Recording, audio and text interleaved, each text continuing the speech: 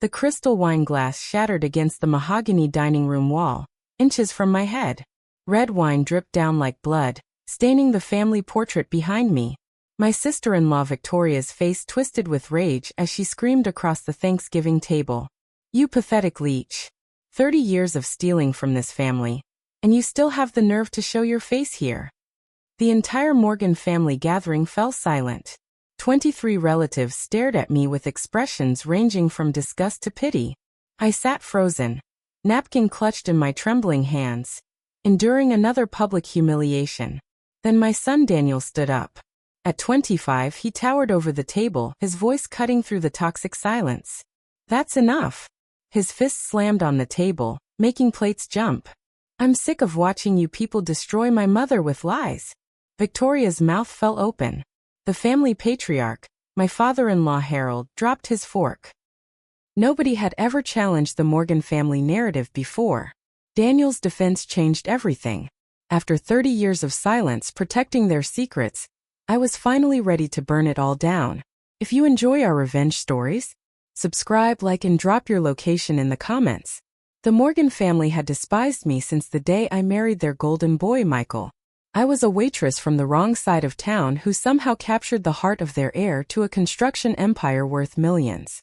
Victoria, Michael's sister, led the campaign against me. She convinced the family I was a gold digger who trapped Michael with pregnancy lies. Harold and his wife Eleanor treated me like hired help, never acknowledging my presence at family events. When Michael died in a car accident 5 years ago, their hatred intensified. They blamed me for his death, claimed I distracted him with financial problems. Victoria started rumors that I was secretly stealing from his accounts before he died. The truth was far more complicated. I knew secrets about this family that would destroy their precious reputation. But I stayed quiet, protected Daniel from their toxicity, endured their abuse because I believed family meant everything. Victoria's wine glass attack was the final straw. Daniel's brave defense opened a door I'd kept locked for decades. Now it was time to walk through it. After Daniel drove me home from the disastrous dinner, he demanded answers. We sat in my modest kitchen while I finally told him the truth about his father's family. "Daniel, your father wasn't the perfect son they pretend he was." My hands shook as I poured coffee.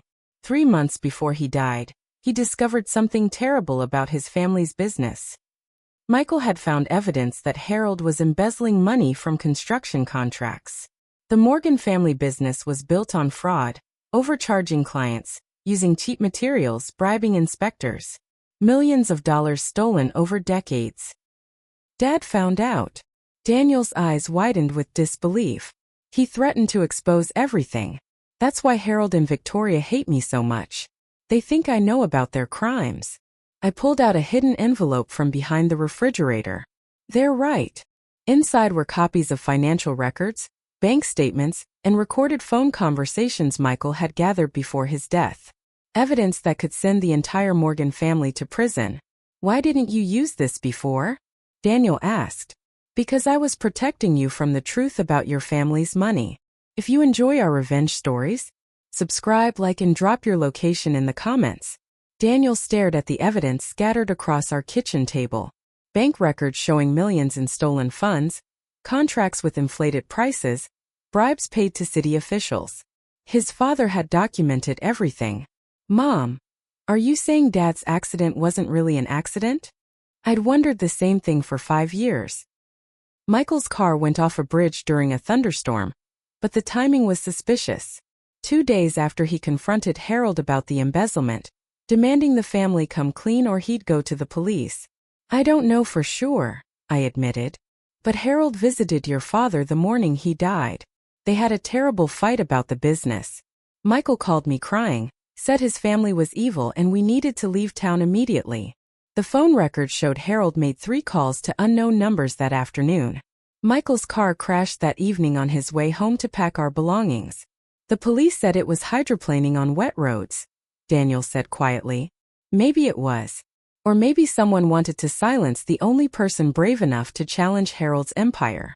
Daniel's face hardened with the same determination I'd seen at dinner. "What are we going to do about this?" "We're going to finish what your father started." For the next week, Daniel and I planned our strategy like generals preparing for war. We couldn't just dump the evidence randomly. We needed maximum impact that would destroy the Morgan family's power permanently. I researched local journalists, finding Amanda Wells, an investigative reporter known for exposing corporate corruption. Her articles had brought down 3 major companies in the past year. Daniel worked on organizing the evidence into clear timelines. We discovered the embezzlement went back 25 years, involving dozens of construction projects and city contracts. The stolen amount totaled over $15 million. We need to protect ourselves, Daniel warned. If they killed Dad, they won't hesitate to hurt us. I'd already thought of that. My best friend Sandra worked at a security company. She helped me install hidden cameras around our house and gave us personal panic buttons linked directly to police dispatch. We also created multiple copies of all evidence, storing them in safe deposit boxes with Sandra and with Amanda Wells. If anything happened to us, the truth would still come out. The Morgan family thought they'd successfully silenced Michael and intimidated me into submission. They were about to learn how wrong they were. If you enjoy our revenge stories, subscribe, like, and drop your location in the comments. Amanda Wells met us at a coffee shop across town, away from Morgan family influence. Her reputation for fearless journalism had made her enemies among powerful people, but she thrived on exposing corruption. "This evidence is incredible," she said, reviewing the financial documents. "If authentic, this represents one of the largest municipal fraud cases in state history." Daniel explained how his father had gathered the evidence secretly, using his access to family business records. Michael had been planning to take everything to the FBI before his death. "Why wait 5 years to come forward?" Amanda asked. "Because I was afraid," I admitted. "The Morgan family has connections everywhere: police, judges, city officials. I thought they'd bury the evidence and destroy us." "What changed your mind?" "I realized my silence was protecting the people who killed my husband and stole millions from this community. Their victims deserve justice." Amanda's eyes lit up with the thrill of a major story. "I'll need time to verify everything and interview sources. This will be front-page news for weeks." As we left the coffee shop, I felt lighter than I had in years. The secret burden was finally lifted. The Morgan family's reckoning was about to begin. 2 days later, Amanda's first article appeared on the newspaper's front page. "Local construction dynasty under investigation for multi-million-dollar fraud." The headline sent shockwaves through our small city. My phone rang constantly with calls from reporters, distant relatives, and curious neighbors. I let everything go to voicemail, but the messages revealed the growing scandal's impact. Harold called 6 times, his voice becoming increasingly desperate with each message. "Ruth, we need to talk immediately. There are misunderstandings that need clarification before this gets out of hand." Victoria left a single venomous message. "You'll regret this betrayal. Our family has ways of dealing with enemies." The threat didn't surprise me. The Morgan family had ruled this town for decades through fear and financial manipulation. But their power was built on lies, and truth was finally eroding their foundation. Daniel installed additional security cameras and changed our locks. We weren't taking chances with Victoria's threats. That evening, Amanda called with exciting news. "The FBI is opening an official investigation. Your evidence gave them probable cause for search warrants. They're raiding Morgan Construction tomorrow morning." Finally, justice for Michael and all their victims was within reach. If you enjoy our revenge stories, subscribe, like, and drop your location in the comments. I watched from my car across the street as federal agents swarmed Morgan Construction's headquarters. Unmarked vans surrounded the building while agents carried out boxes of evidence. Harold and Victoria were led away in handcuffs, their faces pale with shock. The local news covered the raid live, with reporters explaining the fraud allegations and financial crimes.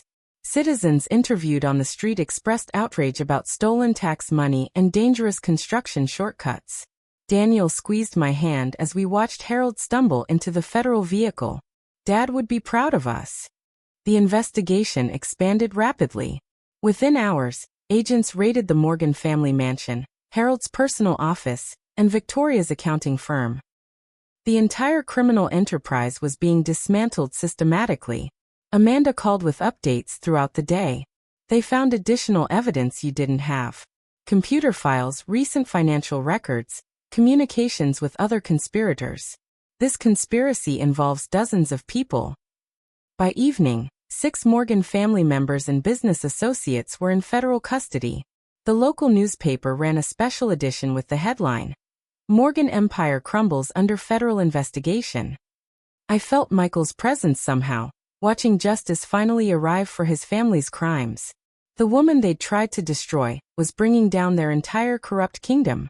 Over the next few days, the scope of Morgan family corruption became clear. Amanda's articles revealed how their fraud had affected hundreds of families over 25 years. Substandard school buildings, collapsing bridges, apartment complexes with dangerous electrical systems. All traced back to Morgan Construction's cost-cutting fraud. 3 construction workers had died in preventable accidents caused by cheap materials. Families who'd lost homes in the 2018 apartment fire finally learned the truth. Harold had bribed the fire inspector to approve faulty wiring that caused the blaze. 8 people died because he saved money on proper electrical installation. The city established a victim compensation fund using seized Morgan assets. Families affected by dangerous construction finally had hope for justice and financial recovery. Daniel and I attended a town hall meeting where hundreds of citizens demanded answers. The mayor, visibly shaken, announced a complete audit of all city contracts and the resignation of 3 officials connected to Morgan bribes. "My mother was a hero for bringing this evidence forward," Daniel told the crowd. "She risked everything to protect this community from further harm." The applause was overwhelming. After years of being treated like a pariah, I was finally seen as someone who fought for truth. Released on bail pending trial, Victoria launched a vicious campaign to discredit me and Daniel. She hired expensive lawyers and a public relations firm to spread lies about our motives. Ruth Morgan is a bitter widow seeking revenge against her late husband's successful family, Victoria told reporters. These fabricated documents are part of an elaborate extortion scheme. She claimed I'd forged Michael's evidence and manipulated Daniel into supporting my fictional narrative. Her lawyers filed countersuits alleging defamation, fraud, and conspiracy to destroy a legitimate business. The attacks might have worked before Amanda's investigation, but the FBI's discoveries supported every piece of evidence Michael had gathered. Victoria's desperation only made her look more guilty. Her most vicious attack came through anonymous letters sent to neighbors and Daniel's employer. The letters claimed I was mentally unstable, a pathological liar who'd driven Michael to suicide through financial manipulation. Daniel's boss called him into a meeting about the concerning allegations against his family.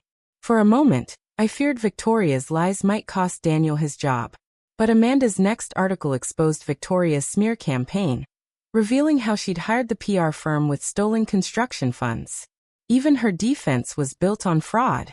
Federal prosecutors built their case methodically, using Michael's evidence as the foundation for charges against 8 defendants.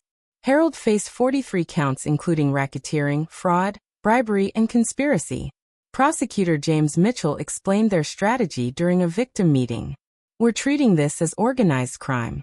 The Morgan family operated a criminal enterprise disguised as a construction business. I would testify as the key witness who preserved crucial evidence. The defense would attack my credibility, claiming grief and revenge motivated my accusations. Daniel would testify about his father's final days and the family's treatment of us." Amanda's articles had made the case national news. Legal experts called it one of the largest municipal corruption cases in recent history. The attention ensured a fair trial without local political interference. Victoria's lawyers tried every tactic to exclude Michael's evidence, claiming it was stolen property or inadmissible hearsay. But federal judges ruled that Michael's documentation was legally obtained and absolutely relevant. During preparation sessions, prosecutors coached me on handling aggressive cross-examination. "Victoria's lawyer will try to make you appear vindictive," Mitchell warned. "Stay calm, stick to facts, and remember that justice for Michael and the victims is what matters." The trial would begin in 6 weeks. As trial approached, our story attracted national media attention. Cable news shows featured segments about family corruption and whistleblower courage. I appeared on 3 major networks to explain why I'd finally come forward. The attention brought support from across the country. Letters arrived daily from people sharing similar experiences with family corruption or expressing gratitude for our courage. But fame also brought danger. Anonymous threats arrived by mail and phone, warning me to drop the charges or face consequences. One message contained photos of our house with crosshairs drawn over the windows. FBI agents assigned protective detail after a threatening package containing white powder triggered hazmat response. The powder was harmless, but the message was clear. Someone wanted us silenced permanently. Daniel hired private security to supplement federal protection. Armed guards accompanied me to work and grocery shopping. Our lives became a careful balance of public testimony and personal safety. Are you having second thoughts? Daniel asked during one particularly frightening week. Never, I replied firmly. Your father died protecting this community from these criminals. Threats just prove how desperate they've become. Victoria's supporters were clearly behind the intimidation campaign, but proving it legally remained challenging. The federal courthouse buzzed with activity as United States versus Harold Morgan began. National media filled the gallery while victims' families lined up for limited seating. Outside, protesters demanded justice for construction fraud victims. Harold looked smaller in his orange jumpsuit, his once commanding presence diminished by months in federal custody. Victoria sat with her high-priced legal team, glaring at me with undisguised hatred. Prosecutor Mitchell's opening statement was devastating. Ladies and gentlemen, this case is about greed, corruption, and the complete disregard for human life. The defendants operated a criminal enterprise that stole millions while endangering countless innocent families. He outlined 25 years of fraud, using PowerPoint presentations to show how stolen money funded the Morgan family's lavish lifestyle, while their victims suffered in dangerous buildings. Victoria's lawyer, Thomas Kane, painted a different picture. Ruth Morgan is a bitter widow who manufactured evidence to destroy the family she always resented. These fabricated documents are her revenge against people who never accepted her. When Mitchell called my name to testify, my hands trembled slightly. This was the moment 5 years of silence and fear had led to. Time to speak truth that would either bring justice or destroy us completely. The witness stand felt smaller than I expected, surrounded by cameras, sketchers, and hostile stares from the Morgan family. Prosecutor Mitchell approached with encouraging eyes, beginning with basic questions about my background and marriage to Michael. Mrs. Morgan, can you describe your relationship with the defendant's family? They never accepted me, I testified clearly. From our wedding day, Harold and Victoria treated me like an outsider who wasn't worthy of the Morgan name. Mitchell introduced Michael's evidence methodically. Bank records, recorded conversations, construction contracts. I explained how my husband had discovered the fraud and gathered proof before confronting his family. What happened when Michael threatened to expose the corruption? Harold became enraged.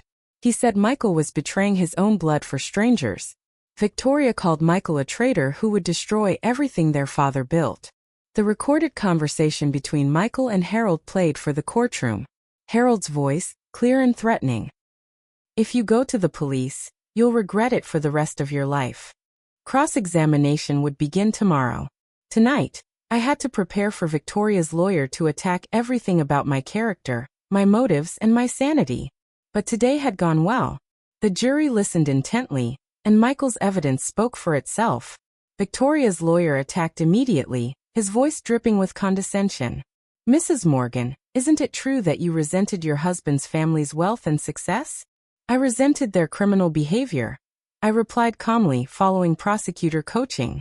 You fabricated this evidence to get revenge against people who never fully accepted you, didn't you? The evidence is authentic. The FBI verified everything through independent investigation. Kane produced financial records showing my modest bank account and Daniel's student loans. You needed money badly, didn't you? This lawsuit is about getting rich off false accusations. This case is about justice for murder and fraud victims. I've never asked for money. He attacked my mental state, implying grief had driven me to delusion. You blame the Morgan family for your husband's accidental death, because accepting tragedy is too painful. I blame them for 25 years of criminal activity that Michael died trying to expose. Cain's aggression backfired with the jury. His desperate attacks made me appear sympathetic, while highlighting the defense's lack of substantive evidence. When cross-examination ended, I felt Michael's presence again. His widow had finally given him the voice they tried to silence forever. Daniel's testimony was devastating for. My grandfather always treated my mother like hired help, Daniel explained. Even at family dinners, she served food while other family members relaxed. They made her feel worthless. Prosecutor Mitchell asked about Michael's behavior before his death. Your father seemed frightened, didn't he? Terrified. He kept checking the windows, made Mom promise to never be alone with grandfather or Aunt Victoria. He said the family had become dangerous. Daniel described finding Michael's hidden evidence after his death.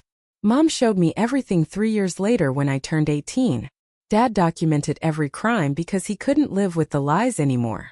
During cross-examination, Cain tried to portray Daniel as a manipulated son repeating his mother's fabrications. But Daniel's sincere emotion and detailed memories were clearly authentic. Your mother coached you to say these things, didn't she? My mother protected me from the truth for years. She never wanted me to know how evil my father's family really was. The jury watched Harold slump in his chair as his own grandson testified about his criminal empire.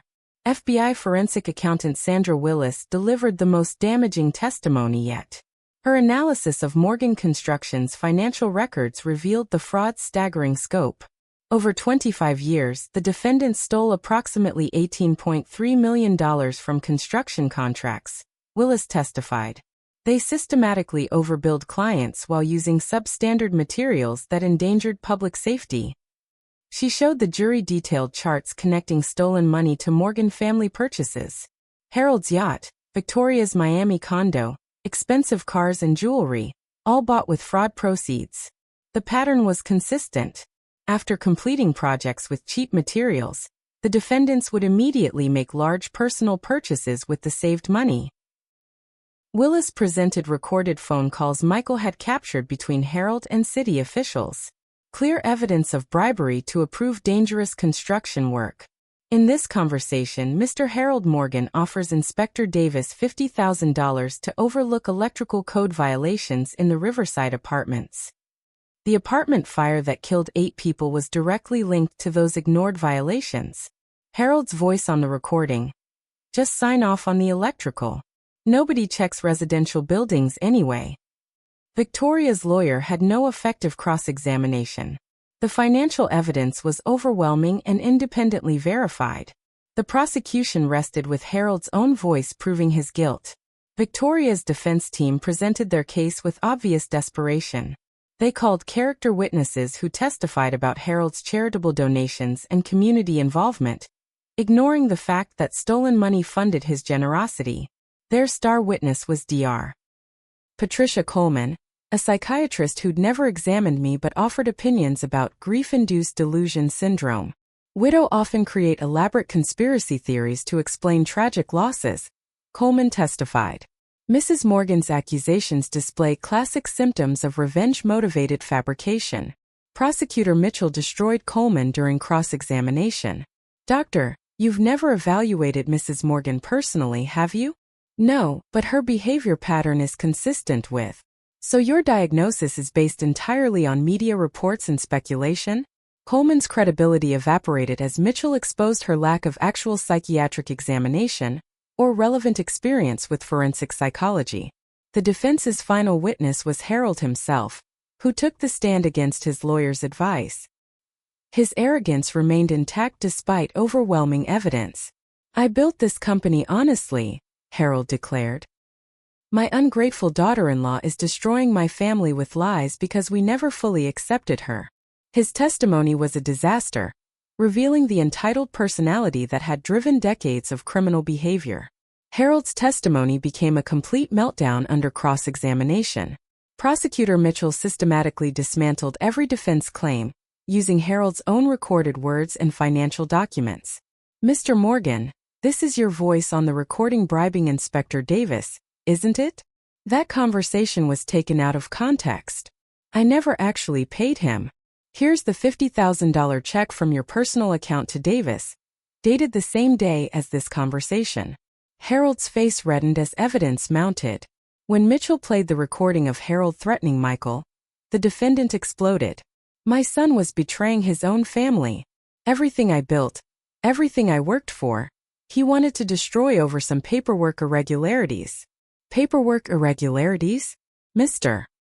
Morgan, 8 people died in that apartment fire caused by electrical violations you bribed an inspector to ignore.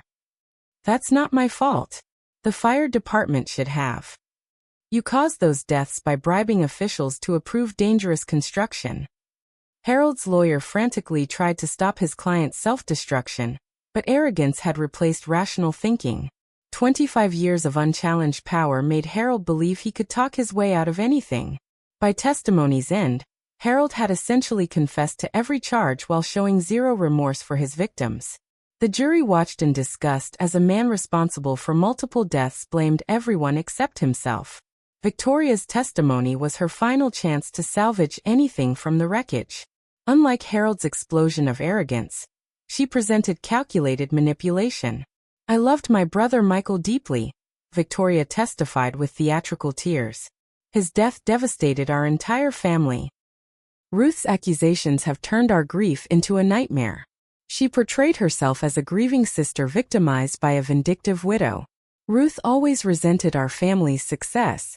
When Michael died, she saw an opportunity to destroy us and steal our assets through false accusations.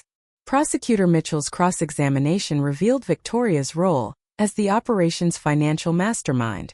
You managed the accounting systems that hid stolen money, didn't you? I managed legitimate business records. Ruth fabricated the evidence showing fraud. This is your signature on purchase orders for substandard materials, while charging clients for premium supplies. Those documents are forged. Ruth had access to blank company forms.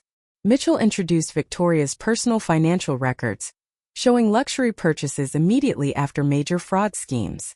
You bought this $200,000 sports car the week after completing the hospital project with defective steel. Victoria's composure cracked as evidence mounted. Her careful victim persona dissolved into the calculating criminal Michael had tried to expose. You killed my brother when he threatened to reveal your crimes, didn't you? Objection. Defense lawyers shouted, but damage was done. Prosecutor Mitchell's closing argument was a masterpiece of moral clarity. He stood before the jury with Michael's photograph, reminding them why this case mattered. Michael Morgan died because he couldn't live with his family's crimes. He gathered evidence of 25 years of fraud, bribery, and murder because his conscience demanded justice. Mitchell walked the jury through each piece of evidence: financial records, recorded conversations, victim testimony.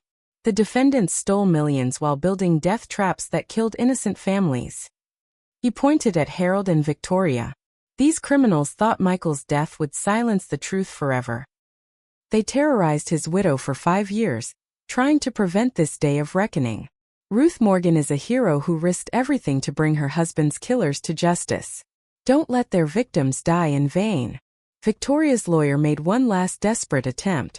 Ruth Morgan destroyed evidence, manipulated her son, and fabricated documents to frame innocent people she's always hated. But the defense had no evidence supporting their conspiracy theory. Their argument collapsed under the weight of FBI verification and independent corroboration. Find them guilty, Mitchell concluded, and finally give Michael Morgan and all their victims the justice they deserve. The jury deliberated for less than 3 hours. Has the jury reached a verdict? We have, Your Honor. The courtroom fell silent as the foreman stood with the verdict papers.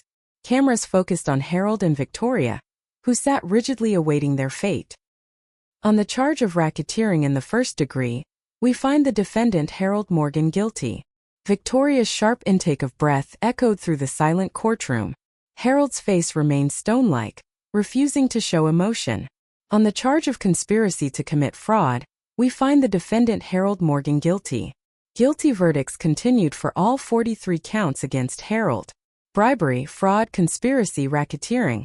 The jury had convicted on every charge. Victoria's verdicts followed the same pattern.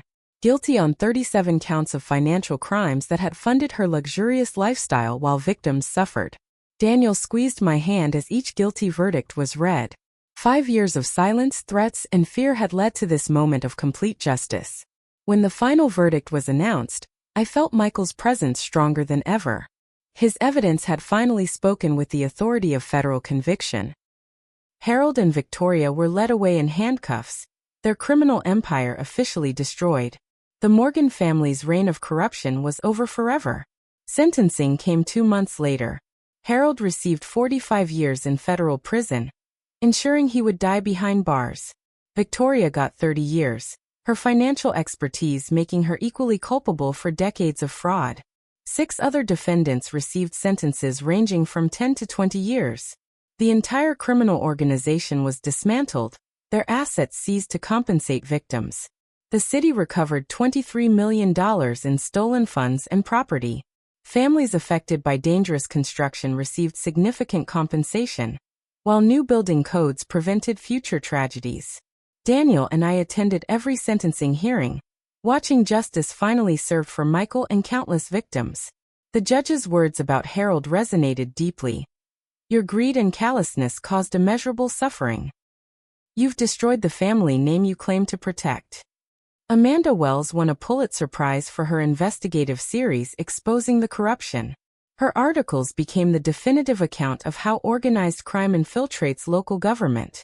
The Morgan family mansion was sold, with proceeds funding a victim compensation fund. Their construction company dissolved, replaced by legitimate contractors who prioritized safety over profit. Victoria's final words before sentencing showed no remorse.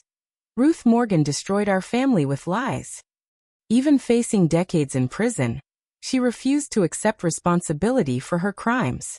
With the trial finished and justice served, Daniel and I could finally build normal lives free from Morgan family corruption. The community that once shunned me now celebrated my courage in exposing the truth.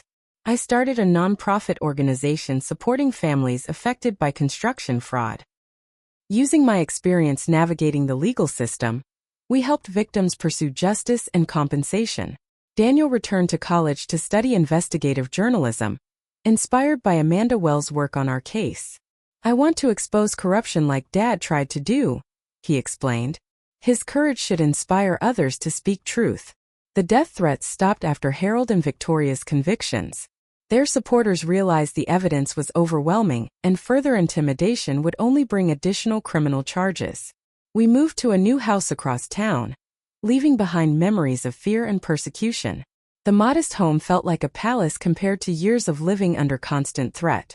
Michael's grave became a place of peace rather than grief. I visited weekly, updating him on Daniel's progress and the positive changes our testimony had created. You did it, Michael, I whispered during one visit. Your evidence brought down the family that killed you. Justice finally came. 5 years later, our story continues inspiring others to expose family corruption and organized crime. I speak at conferences about whistleblower protection and the importance of preserving evidence. Daniel became an investigative journalist, following 3 major corruption cases that resulted in criminal convictions. My parents taught me that truth matters more than family loyalty, he tells audiences.